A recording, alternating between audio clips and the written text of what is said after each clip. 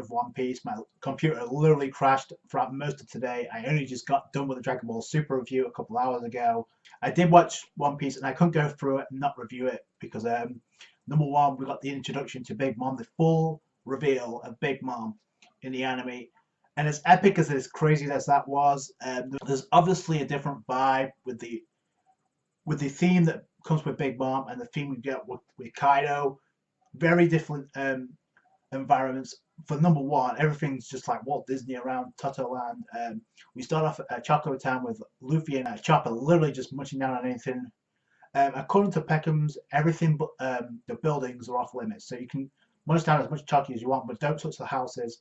Nami and Carrot change into the new gear, and you know Nami's cute when even she says, "I look kawaii, I look cute," and Nami's looking like a maid from Germany, so that's a nice look. All different types of races, and Peckham said, "Yeah, Big Mom, that's her goal to unite all races within Toto Land." Looks like a decent enough goal of Big Mom until you realize this is one crazy bit. So what is it really? Peckham's kind of like, he still thinks that Luffy and Chopper are there because he's like, "Look, listen, you Luffy and Chopper," and Nami says, "Yeah, they've already gone." And like Peckham's is like, "What the? Don't worry about it. It won't take long for them to get into trouble." And sure enough, there's an explosion, which means Chopper and Luffy munching down on the cafe of Choco Town. Now apparently, in comes the I guess a police officer from the Choco Town comes in. I'm only going to assume that maybe Pudding is the minister of that town because we don't really get to find out who it is. So I don't know, considering the fact she's a Charlotte family member. So I don't know. I don't think that was established even in the movie. They already caused trouble in Choco Town because they're eating the cafe, which is off limits. And then it comes to a point where we see Pedro, and somebody actually recognizes Pedro and says, "Oh, you're Pedro, aren't you? What are you doing back on Whole Cake Island?" And I'm like, "Wait, like so Pedro has been on Whole Cake Island before?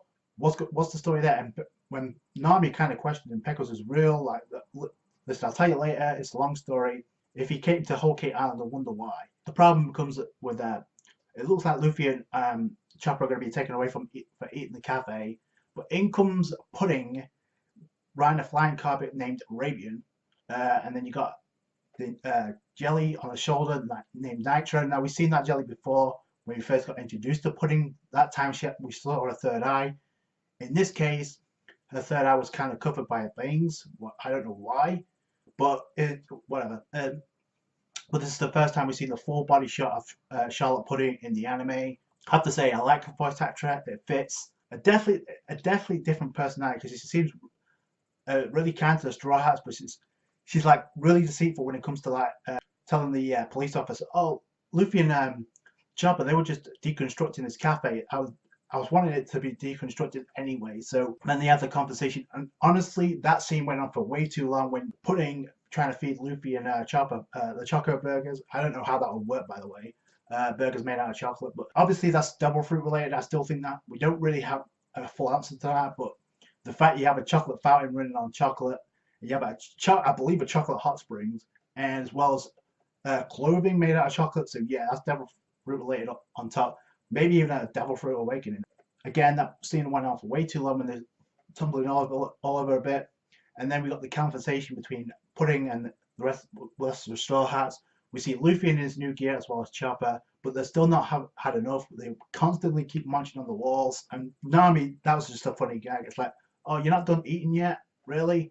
They're trying to keep on the down low because they're trying to find Sanji, but it doesn't take them long to get, number one, involved. Brook again with his perversions. Like, "So can I see your panties?" He did the same thing with Reiju. He did the same thing with Nami, and the same thing with Pudding. So it's like, yeah, Brook is on perversion level, high alert, and it's only going to get crazier from here. Like I said, there's something really funky going on with the whole of Toto Land, not just the Choco Island. It's like it's Big Mom, so it's like there's always something behind her. But like I said, the vibe you get with Big Mom is completely different than the one you got with Kaido, because that was just, even though when we first got introduced to Big Mom, she was drooling all over the place. It was like acid, like drool, saliva.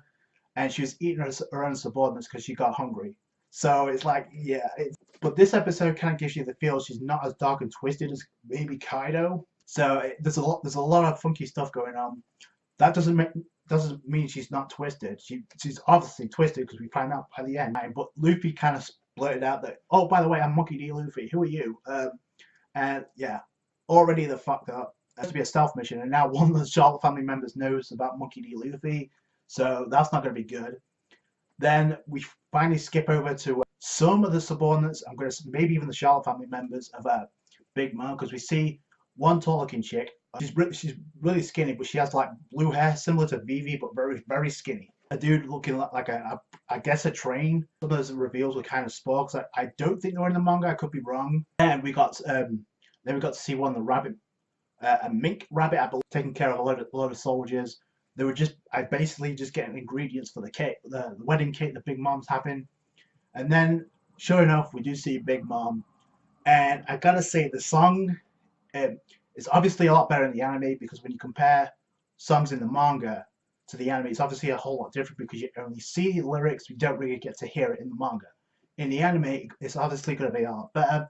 It was better when it came to Brooke's song in Zoe. When it came to this, even though it's twisted and Walt Disney themed, I still like the song. It's nuts. It's definitely something off of. Oh, by the way, Monkey D. Luffy, Mugiwara, is here. Straw Hat Luffy has arrived. How the fuck does she know that? Is somebody giving her information about the Straw Hats' every move? You know what I mean? Is Peckham's behind this? Is somebody close to Big Mom who's monitoring the Straw Hats? So what's going on there? Definitely wrong. The full introduction of Big Mom was great. But let's be honest here. If we compare this one introduction we got, the full introduction, to the introduction we got with Kaido, I'm sorry, it does not hold a candle to it. To the manga, that was like literally out of nowhere. It's like, what the?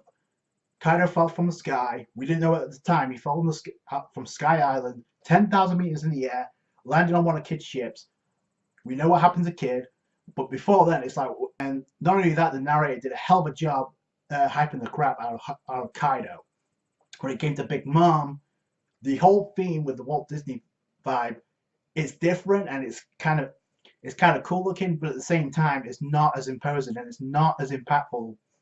Plus, we kind of got hints here and there about the silhouettes of Big Mom until we got the reveal. When it came to Kaido, we didn't know next to nothing how Kaido looked.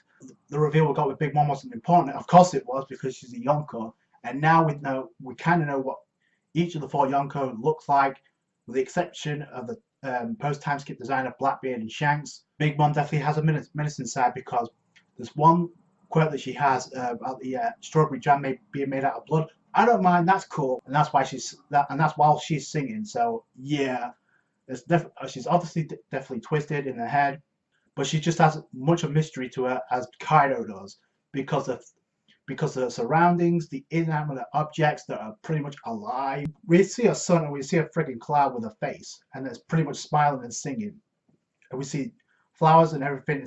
It's obviously Walt Disney themed, even maybe Alice in Wonderland themed. We saw this when Sanji was talking to Vito. We saw him open that door that was alive, so we saw that. We also know that Big Mom's ship is the only ship on One Piece that's alive and has a personality, because that's singing. So yeah, I'm gonna assume that's Devil Fruit related. So I guess we'll see from here on in. But boy, trouble is brewing, because now Charlotte Pudding's got word that Monkey D. Luffy is literally in a cafe. Luffy was the one that ate the cafe, so is she going to tell Big Mom, or has she already told Big Mom? Because by the end, Big Mom is like, Luffy has already arrived. Let's celebrate. So stealth mission of rescuing Sanji's already gone to hell. So I can't wait to see what happens next. All is an okay episode. Some things were dragged out, typical Toei animation, but it was the reveal of Big Mom, so it's a pretty big deal. So that's it from me. Thank you so much for watching. If you give the thumbs up, I appreciate that. Don't forget to subscribe to the channel for more One Piece content. Comment, rate, subscribe. Catch you guys later. Bye.